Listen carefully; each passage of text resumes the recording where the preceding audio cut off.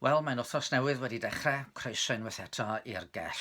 Mae'n rhyfedd fel da ni'n dechrau arfer yn barod efo'r holl gyfyngiadau yma ag aros yn cartrefi a ffeidio crwydro gormod. Gobeithiwch bod chi'n iach ac yn ddiogel. O'n i ddim os ddari chi wylio'n gwasanaeth o Gapel y Ffynon. Fano ni'n delio'n fras efo holl hanes llyfr Ruth. Ond yma, yn y Gair o'r Gell, da ni'n cymryd chydig bach mwy amser i fynd yn ar y deg trwy'r hanes. Da ni'n edrych dros holl lyfr Ruth yn dawel bach, a dy Sadwrn mi ddaru ni weld Elimelech, Naomi a'i dau fab, Malon a Chilion, yn gadael Methlehem oherwydd y newyn oedd yno ac yn mynd i wlad Moab i geisio lloches yn y fan honno. Ond nath pethau ddim gweithio allan. Gyntaf mi ddaru Elimelech farw. Gadael Naomi efo'i dau fab. Dyma hi yn llwyddo i gael priodas ar gyfer y ddau. Y ddau yn dod o hyd i'w wragedd. Ruth oedd enw un ac Orpa oedd enw'r llall. Ond wedyn, dyma Malon a Chilion yn marw a gadael Naomi yn wraig weddw a'r ddwy ferch yng nghyfres. A Naomi efo rhywfaint o gyfrifoldeb dros y ddwy. Oedd Naomi yn estrones yng ngwlad Moab, heb amddiffyn, a dipyn o gyfrifoldeb dros y ddwy ferch yng nghyfres. Felly be fedre hi wneud? Da ni darllen. Penderfynodd hi a'i dwy ferch yng nghyfres ddychwelyd o wlad Moab, oherwydd iddi glywed yno i'r arglwydd ymweld â'i bobl a rhoi bwyd iddynt. Gadawodd hi a'i dwy ferch yng nghyfres y man lle roeddent a chychwyn yn ôl am wlad Juda. Gallwn ni ddychmygu be oedd yn mynd trwy feddwl Naomi. Oedd hi'n gwybod beth oedd hi fod yn estrones mewn gwlad ddieithr, sy'n mynd nôl gartre, mi fys yna rhywfaint o'i theulu falle yn gallu bod yn help iddi hi. Ond bydde neb ym Methlehem yn dewis cymryd sylw o'i dwy ferch yng nghyfres. Felly mae'n penderfynu trio gollwng o'n rhydd i perswadio ni fynd nôl at ei teuluoedd y Moab. Mi fydde'r teuluoedd hynny'n gallu gofalu amdanyn nhw'n well na bydde hi, gwraig weddw, dlawd, ac felly mae'n trio perswadio. Ac wedi dipyn o berswad mae Orpa yn mynd nôl, ond mae Ruth yn glynu wrthi. Pob dadl, mae'n benderfynol o fynd efo Naomi yn ôl i Methlehem. Gwrandewch ar ei geiriau. Paid am hannog ei ddadael na throi nôl oddi wrthyt, oherwydd i ble bynnag yr ei di, fe a finnau. Ym ble bynnag a byddi di'n aros fe arhosa finnau.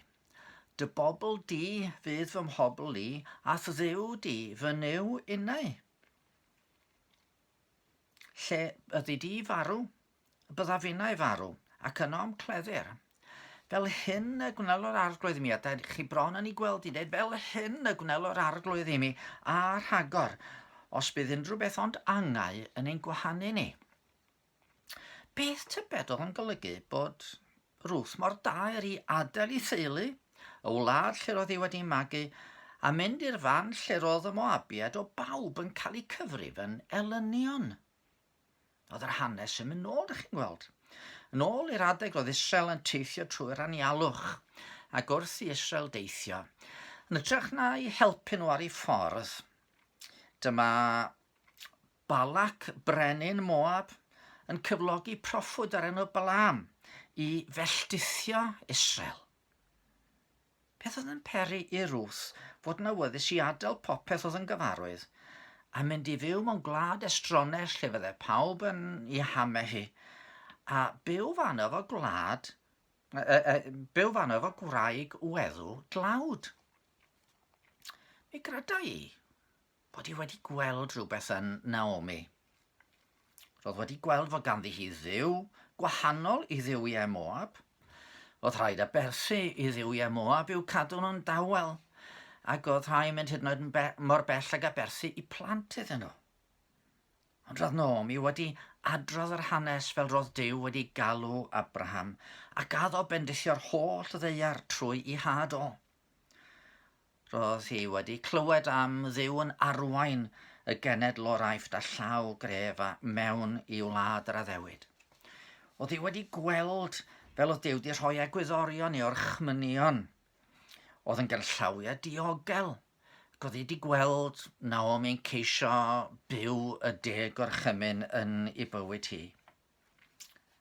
Felly, bod honno yn siŵr fod Duw wedi troi'n ei herbyn hi mewn rhyw ffordd, eto roedd yn well gan Ruth ymddiried yn y Duw hwnnw na Duwiau Moab.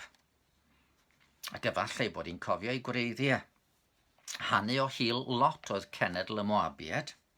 Roedd Lot ar un adeg yn byw yn Sodom, a pan ddos barn ar y ddinas honno trwy dan a brwmstan lawio ar y lle, wrth i Lot ffoi, fe edrychodd i'w wraig o yn ôl, efallai mewn hiraeth am fywyd Sodom, a chafodd ei throi'n golofn o halen.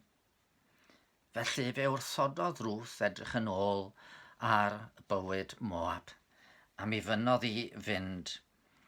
Mi fynodd i lynu wrth Naomi, gan ddeud, dy bobl di fydd fy mhobl i, ath ddiw di fydd fy niw unau. Mae Sawl yn di gorfod wneud yr un math o ddewis wrth ddilyn yr arglwydd Iesu Grist. Mae yna ffyrdd eraill y gall rhywun fyw i bywydau, ac yn wir fe ddywedodd yr arglwydd Iesu fod dilyn yn mynd i fod yn ddigon anodd ar adegau.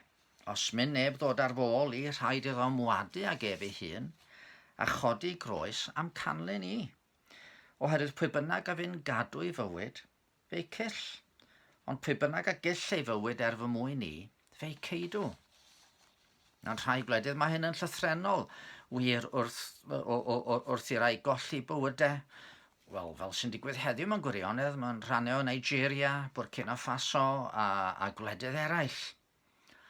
Ond i bob un ohono ni sydd eisiau dilyn Iesu, mae'n golygu troi oddi wrth yr hunan a dilyn Crist.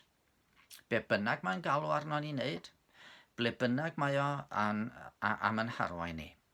A da ni di'n harwain yn y wlad yma ar y funud i le digon anodd, lle da ni'n gorfod hunan ynysu a trio newid y ffordd da ni'n byw.